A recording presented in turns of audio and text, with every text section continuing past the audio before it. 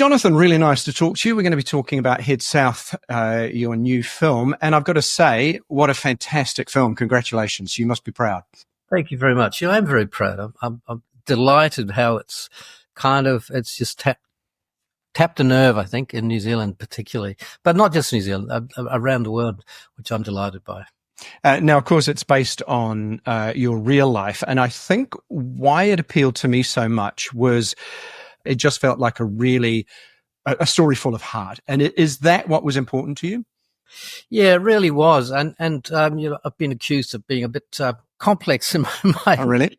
in my earlier films. So this was really about just being, as you say, just being authentic to the time and place.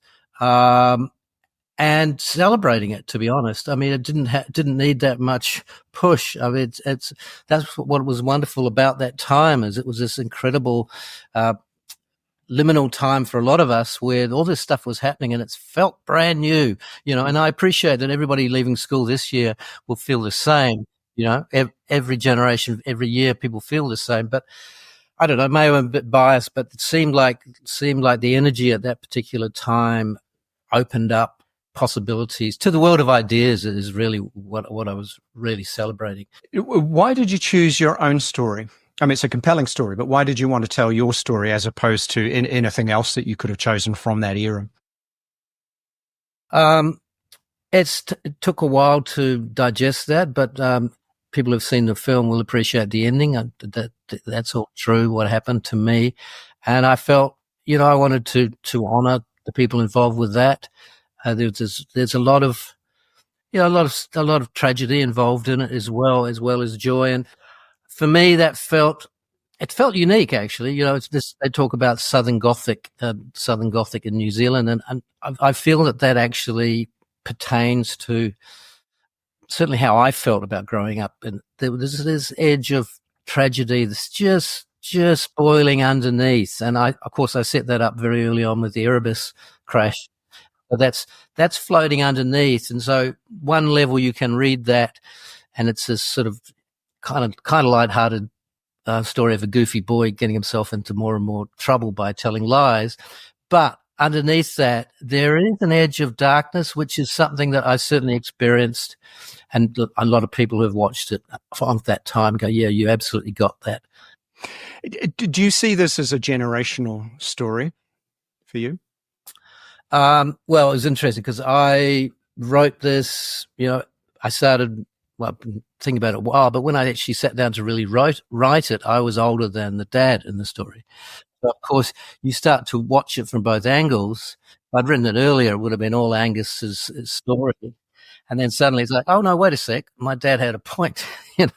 Start to see that. So it was a great thing for me to experience that, but also I think it opened up the story, made the story better because you're getting points of view that helps. And I think it's, it works for, well, it's been proved to work for people who have experienced that time, but also people of the age of those in the film who watch it, and they can absolutely get what these young people are going through.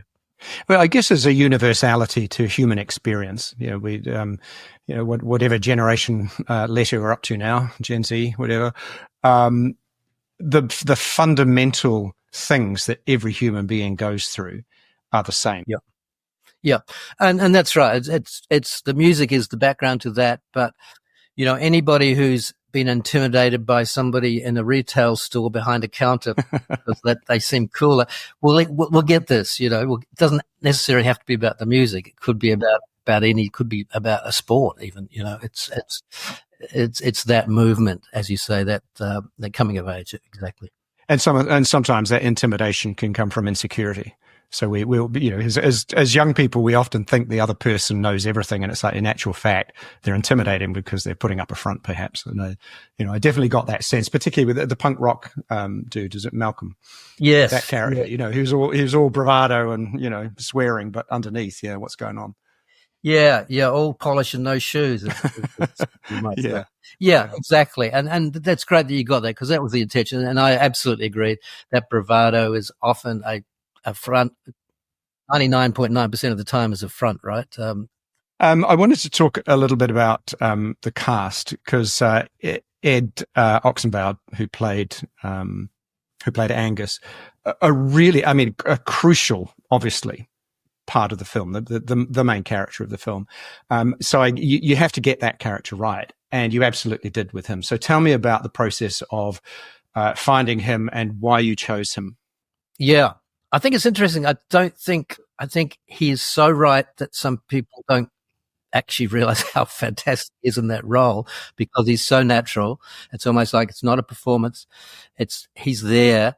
And it's very interesting. You're right. He's in every scene, and he's an anchor, and he's working with other actors who are very experienced in the way of Martin Csokas, and the others who, maybe their first film role. And so he's an anchor that goes through that, and he does that so incredibly well. It really rewards repeat viewing, I must say. To even just to watch him, what he's doing there is really quite extraordinary. And so I'm in Bondi. I met him, and he happened to live in Bondi, and I gave him the script, and he was just going, "Oh no, this is me. I play the drums. I don't play the bass, but my brothers live in London." I said, "Anything you want to change?" He went, "No, I just love it all." I said, "What about the nude photo shoot?" He went, "Oh, well, I presume you won't be full frontal. That'll be okay." It was all, and he just got it. And for me, it was, I've been admiring his work. He's a fine actor, and so he was actually my first choice, and delighted to say that he really took to the material, as they all did, to be honest. Yeah, I never like to give spoilers away if we can avoid it, but you've mentioned that scene, so I will talk about it. What I felt was really extraordinarily powerful about it is that it wasn't gratuitous. What you focused on was his reaction. So just looking at his face, and this is why I think you've made the perfect choice in casting him, because each time he was kind of looking around, and you could tell he was hands down. You never saw anything below the belly button, I don't think. But his reaction showed exactly how he was feeling in that moment, and how exploitation impacts people. And it to me, that scene just shone because of that. You didn't have to show everything in order to get across the meaning of that scene. Yeah, absolutely. And I think that's really important. Otherwise, what are you doing? You're glorifying exploitation. You got to walk that. It's a tricky line to walk, of course, but I think it's important that we do, because people have these moments, and sometimes they need to work out what happened for them. And I think the idea of seeing the mimesis on screen of someone else going through it, I think, can be very helpful. So Stella Bennett, BENEE, played a part in the film. Now, this was her debut. Yeah, she'd not acted before. It is. It's her first. Really impressive performance again. Really great, really great. And that was, once again, I saw her music videos, and I just thought, wow, she's ready to do some acting. But just feel that. And it's interesting, because at some point somebody said, "How do you know she can act?"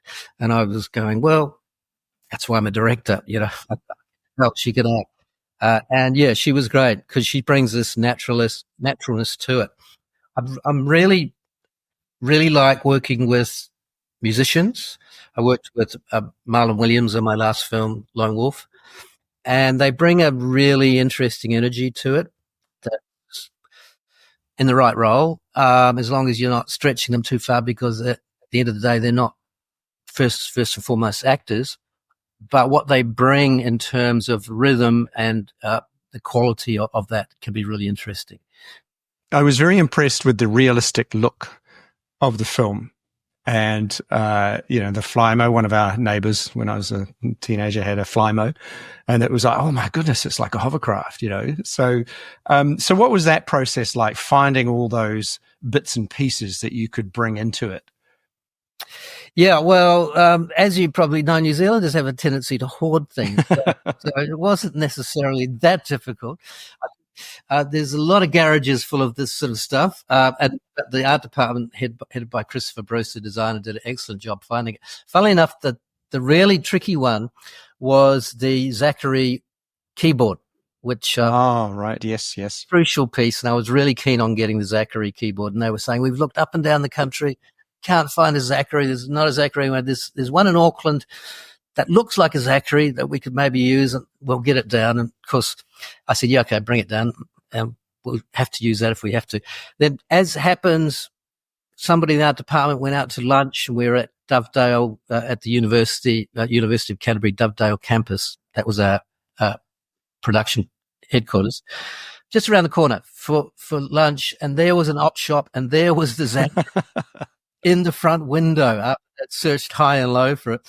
Well, yeah, the princely sum of $10. So that was how we got that. So that's the wonderful thing that happens when you start digging around, looking for things. Often it's the day after you've shot, unfortunately.